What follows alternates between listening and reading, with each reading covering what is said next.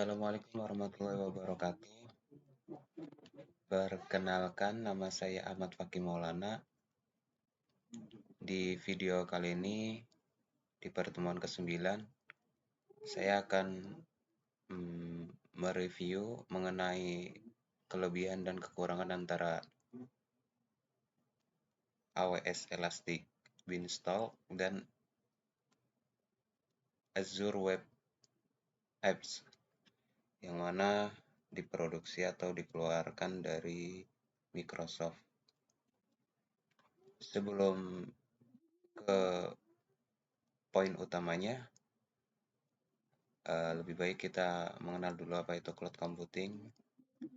Cloud computing itu sebuah proses pengolahan daya komputasi melalui jaringan internet yang memiliki fungsi agar dapat menjalankan program melalui komputer yang telah terkoneksi satu sama lain pada waktu yang sama. Jadi cloud computing ini sistemnya harus online, bisa connect ke mobile juga, bisa digunakan secara bersamaan dalam waktu yang sama.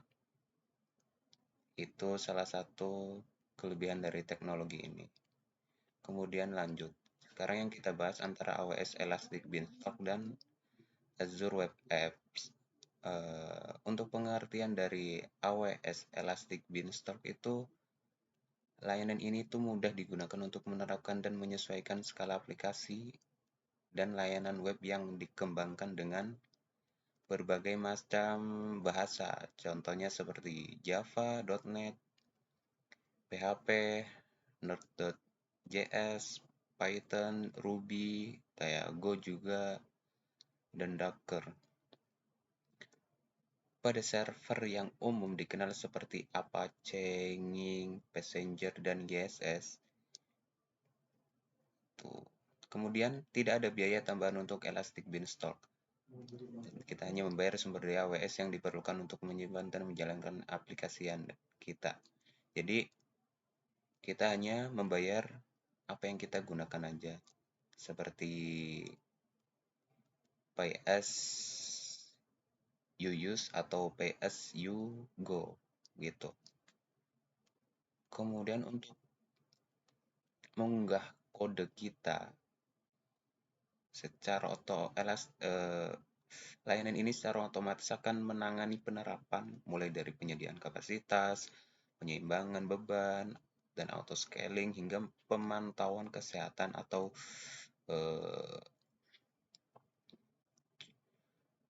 pemantauan maintenance aplikasinya pada saat yang sama. Kemudian pada saat yang sama, kita tetap memegang kendali penuh atas sumber daya AWS yang memberdayakan aplikasi dan dapat mengakses sumber daya yang menjadi dasarnya kapan saja. Jadi dengan AWS ini kita bisa mengakses data yang kita simpan dimanapun, kapanpun, ya pokoknya anytime lah. Jadi bebas kapan waktunya. Yang penting kita harus connect ke internet gitu. Kemudian untuk pengertian dari Azure Web Apps, itu adalah platform berbasis komputasi awan untuk situs web hosting, dibuat dan dioperasikan oleh Microsoft ya. Ini adalah platform sebagai layanan PaaS. Sebenarnya udah punya yang IaaS dan SaaS gitu, yang memungkinkan penerbitan aplikasi web yang berjalan pada banyak kerangka kerja dan ditulis dalam bahasa pemrograman yang berbeda. Beberapa bahasa pemrograman yang berbeda, contohnya seperti .NET, Node.js, PHP, Python, dan Java, termasuk milik Microsoft dan yang pihak ketiga.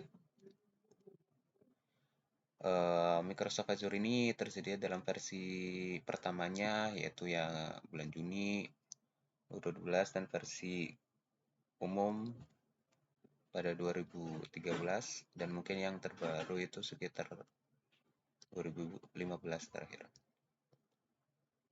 Sekarang kita ke poin utamanya yaitu kelebihan.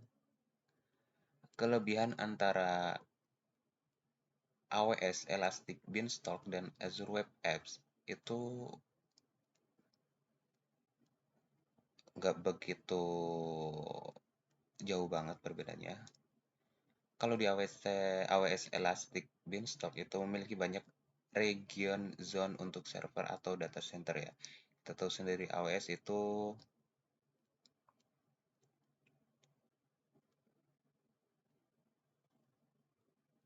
salah satu penyedia layanan cloud computing terbesar di Indonesia, di seluruh dunia. Jadi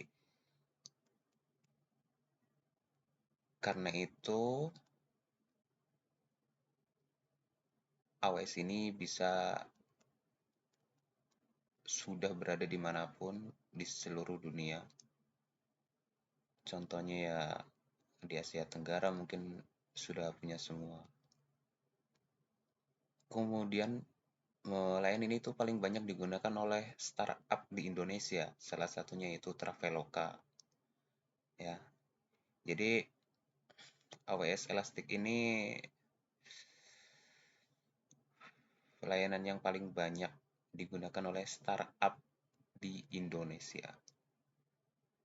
Kemudian bagi kalian yang masih ragu atau pengen coba-coba bisa daftar dulu secara free atau gratis selama 12 bulan ataupun setahun dan bisa belajar dulu di selama free itu. Kemudian banyak fitur layanan AWS yang bisa kita pakai untuk membangun produk atau startup sesuai kebutuhan layanan. Kita bisa membangun apapun sesuai kebutuhan kita yang mungkin sudah direncanakan tapi belum dilakukan atau dijalankan. Kemudian untuk kelebihan dari Azure Web Apps, itu pengembangan aplikasi web sangat aman. Jadi Azure Web itu membantu memberikan standar keamanan informasi ISO digunakan. Jadi untuk keamanannya itu udah jangan diragukan ya. Udah tersertifikasi di ISO. Kemudian untuk kerangka kerja multibahasa dan serbaguna. Jadi untuk Azure layanan aplikasi web ini menyediakan dukungan untuk dukungan beberapa bahasa yaitu seperti .NET, Node.js, Java, PHP, dan banyak yang lainnya. Script pada layanan app service juga dapat digunakan di VM. Gitu. Analisis cepat dan wawasan yang dapat ditindaklanjuti. Layanan ini itu memberikan gambaran rinci tentang kinerja aplikasi untuk membuat sebuah keputusan yang dapat untuk meningkatkan bisnis kita dan juga wawasan mendalam. Wawasan mendalam itu tentang waktu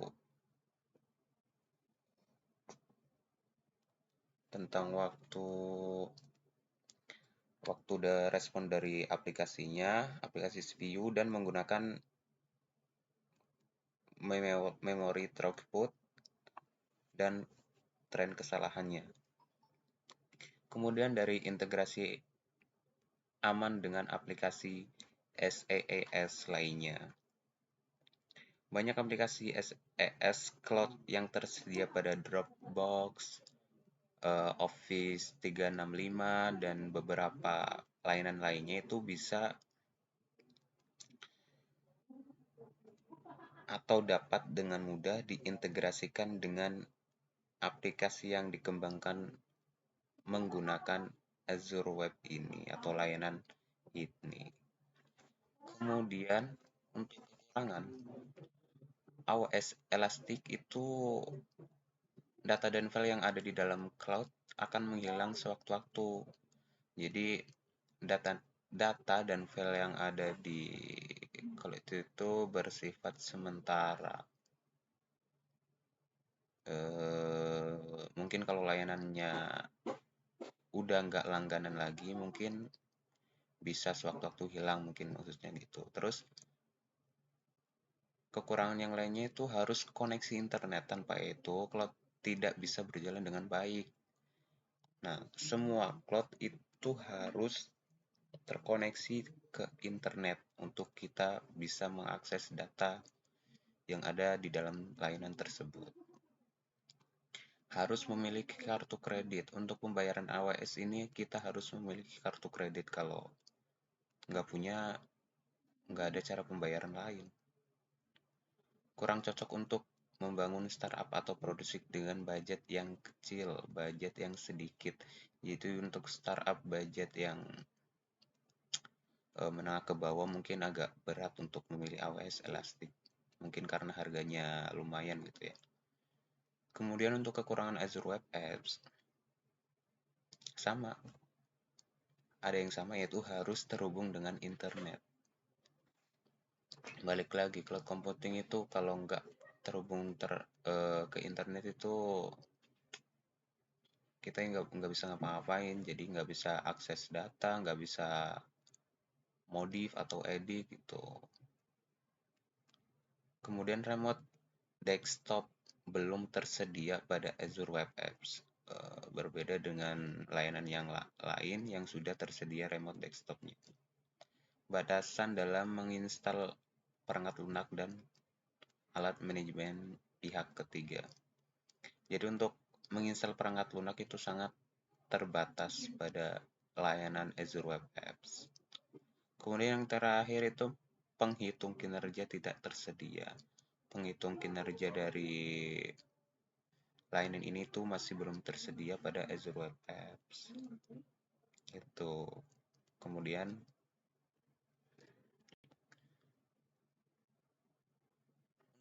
kesimpulan,